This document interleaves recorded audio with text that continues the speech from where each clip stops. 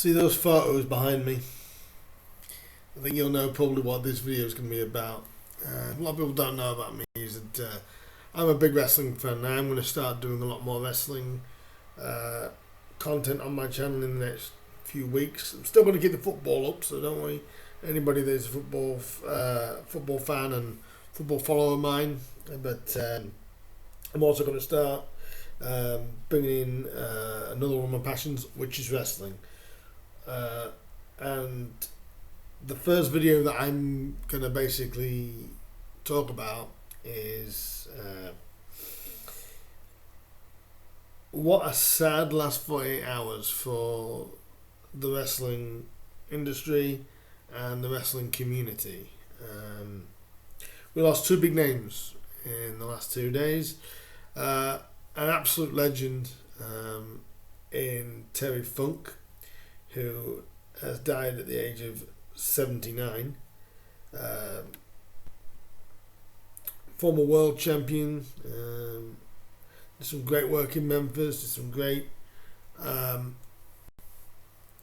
work even in the WWF as with Chainsaw Charlie and things like that. Also, the infamous moment of literally having his literally being chokeslammed out of his boots by the Undertaker in the Hell in a Cell match, but also before that, you know, he part of the Funk. Would you say that Funk dynasty? I would say so. And obviously he hadn't been in very good health in recent years. But if you want to look back on Terry Funk's career, look at the feuds he had with Ric Flair back in around 1989. Even further back, you go to Jerry Lawler and his ECW days. Obviously, in '95, I think at the age of 56, 57, he started doing the moonsault off the top rope. He was what you class as Mick Foley became the hardcore legend. I think Terry Funk actually became the hardcore king. You know, he was, but he was such a good overall character and general technical wrestler. He was very, very good, and Terry will be so sadly missed by the wrestling community. I grew up more on the CW and Chainsaw Charlie side, his back end of his main career.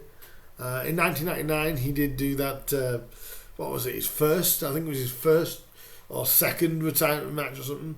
I think Terry retired about 10 or 11 times and over his complete career. And actually, I don't ever think Terry really ever fully retired, I wouldn't say. But he did have the matches to sort of indicate that. You know, I remember the one against Bret Hart, which has had a lot of traction over since it happened in '99, and but I would say his best feud. If I was to say a feud for Terry, look up either his feud against Ric Flair, or even his feud in Memphis against Jerry Lawler. They were two of his standout feuds of his career. And obviously watch his stuff from Japan and where we got the really he was the king of hardcore before hardcore was really a thing, and it really is a real tragedy about Terry Funk, and I send my condolences to the Funk family, to Dory and all the rest of the Funk family, and that was a real shock. But if you do get a chance to look up some of Terry's matches, do so, because you will not be disappointed by this guy. And he was an icon legend of the wrestling business. So My condolences go out to the family. Rest in peace, Mr. Funk. And this one, as much as Terry's hurt, I know Terry hadn't been in great health up to the last few years. This one hurts. This next one, I can't believe my first wrestling video is talking about tragedy.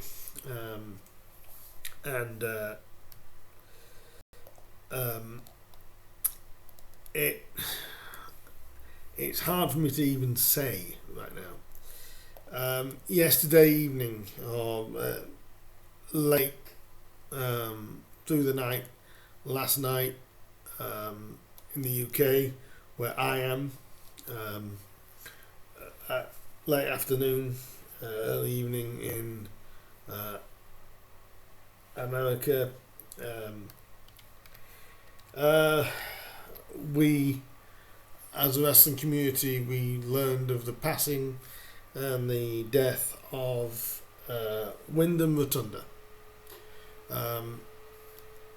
Bray Wyatt, who so tragically has died at the age of just 36. This one hurts entirely because he was my age, and the first person to break the news, and I know a lot of people that have done this, the first person to break the news was Triple H on his official X account, and the statement from Triple H read as follows. Just received a call from WWE Hall of Famer Mike Rotunda, who was, of course, Wyndham's father, the great IRS, also I know him as Michael Wall Street. We got informed by Mike, who informed us of the tragic news that our WWE family member for life, Wyndham Rotunda, also known as Bray Wyatt, unexpectedly passed earlier today. Our thoughts are with his family, and we ask that everyone respect their privacy at this time. And when I saw this news break, I was absolutely... I didn't just have to look once. Didn't just have to look twice. I had to look countless times to think, have I read that right? Have I literally read that correct? And unfortunately I did. And the fact that Bray was, as far as we were aware, he was building up towards a comeback. There was talk of a comeback for Bray at some point. I was listening to Sean Ross Sapp of Fightful.com yesterday, obviously when the news was breaking, saying that there was nothing confirmed, but they sort of had a look of maybe around about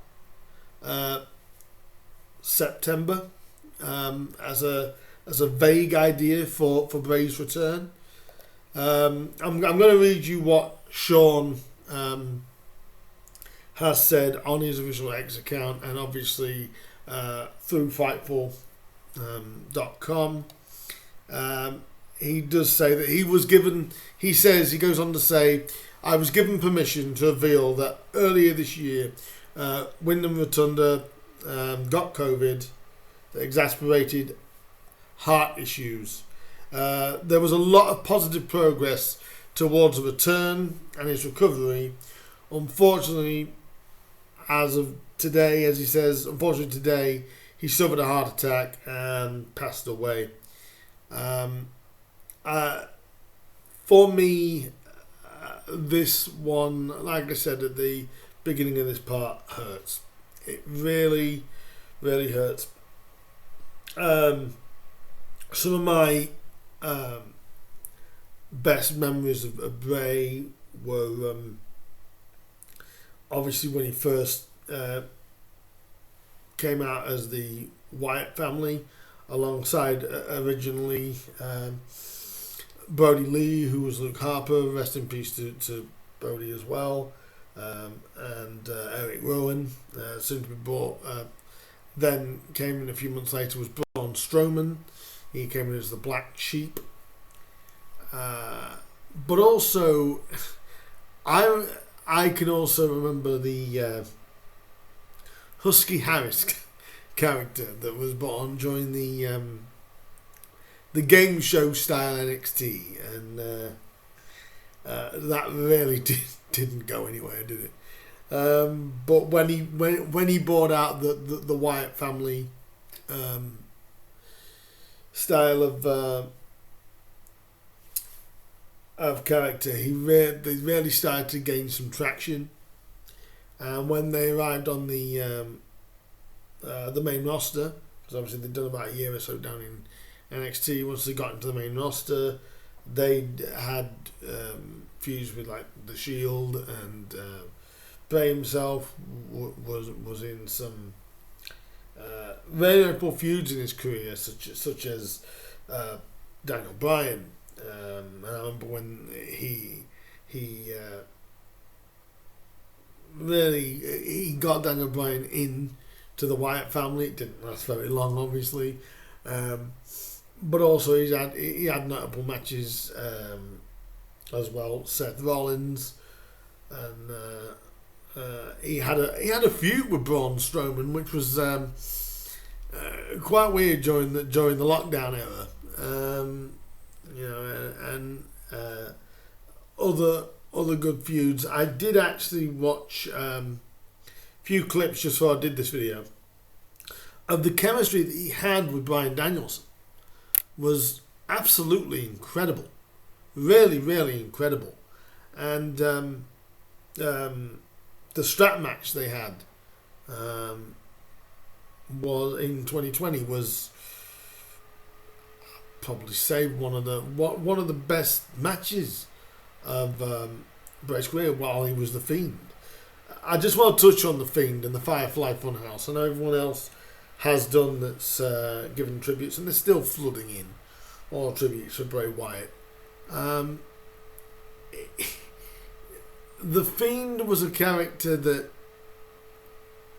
had Undertaker-esque feels, and it also shows what kind of character that creativeness that Mr. Rotunda had. I remember first seeing him come out in a house show. He had the kids. The kids were frightened. Even some of the adults were frightened. And I thought that's how I felt when I was younger, when the Undertaker first really burst on the scene, probably as the Undertaker. But Bray, underappreciated worker, I think. I don't think I appreciated the creativity of Bray and his creative mind. I think Triple H, he did a interview, I believe it was last year, not long after he took over main creative from Vince, that he was an explosive creative person. Sometimes they had to pull him back a little bit on where he was going to go, and it was a challenge for them in a good way to try and find a balance with Bray. And obviously his last feud was with LA Knight throughout the back end of last year and going to the Royal Rumble this year, which was Bray's last TV match, pay-per-view match, which was at the Rumble, which was the Mountain Dew Pitch Black match, which was never the best match in general at all, but again it shows the creativity of the man himself. Obviously we also had the before that, we had I think one of his best feuds overall is Randy Orton. When you see Randy Orton pretty much burn down the swamp house that he was sort of known for in his early gimmick, Sister Abigail, burning Sister Abigail onto the ground. I thought that was I think that was Bray's most, for me, impressive storylines. I thought Randy played a great role in that to make it what it is, and what it was. But looking back at that match with Daniel Bryan in 2020 as The Fiend, as Universal Champion, when Bray was Universal Champion, they had great chemistry, those two. How much... I only saw some of the clips. I'll probably go back and watch the match later on. But they just seem to have great chemistry, and being reminded of it, it was a great match considering, especially for The Fiend, and it was really, really, really impressive. But like I said, for my first wrestling video, I didn't think I'd be talking about two losses in the wrestling business. My thoughts go out to Jojo, his fiance, to his entire family, who I know have been having troubles themselves over the last year or so. But my thoughts go out to them and all friends, family, and fans of Bray Wyatt, and the same friends, family, and fans of Mr. Terry Funk as well. I will be back with some... I'm working on my wrestling side, so there will be more videos on wrestling. I'm sad that this has to be my first one touching on wrestling, but I just felt compelled. I had to put something out there. So R.I.P. to both Terry Funk and Bray Wyatt, one of the most creative minds in all of wrestling. Bray and Terry will be awfully missed. I do hope on SmackDown they turn SmackDown into a tribute show. I think that would be great. There are not really many people who have died while actively on the main roster. Me and my friend earlier on, we could only think of three. I think one was Owen, one was Eddie, and I think this one.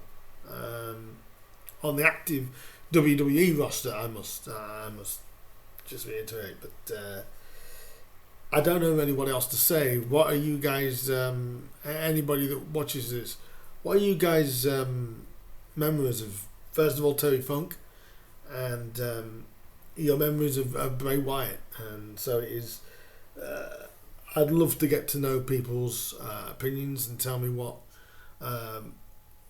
your thoughts and memories of both guys are. And all there is left for me to say really is, again, I can't believe I'm saying this. Terry Funk dead at the age of 79, and also tragically the loss of Bray Wyatt, Wyndham Rotunda, at the age of 36. I really don't know what else to say apart from rest in peace, guys. You'll both be so sorely missed.